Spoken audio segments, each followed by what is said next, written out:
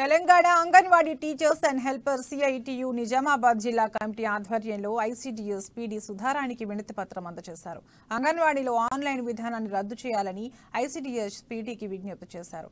CITU జిల్లా ఉపాధ్యక్షులు Malyala Govardhan, anganwadi union జిల్లా కార్యదర్శి స్వర్ణ మాట్లాడుతూ అంగన్వాడీ సెంటర్ల నిర్వహణ డేటాని ఆన్లైన్ పద్ధతిలో నమోదు చేయాలని ప్రభుత్వాన్ని కోరారు.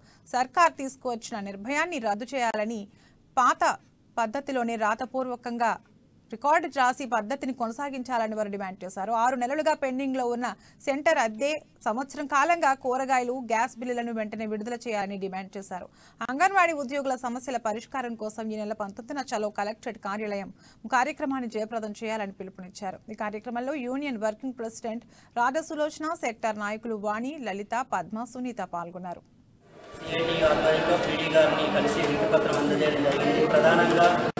అంగన్వాడీ టీచర్స్ అదేవిధంగా వర్కర్స్ అనేక సమస్యలు ఎదుర్కొంటున్నారు. టీచర్లకి ఈరోజు ఆన్లైన్ పద్ధతుల్లోనే అన్ని డేటా సేకరించి ఆన్లైన్ పద్ధతిలో నిర్వహించాలనే పద్ధతిలో రాష్ట్ర ప్రభుత్వం నిర్ణయం తీసుకోవడం అనేది సరైనది కాదు.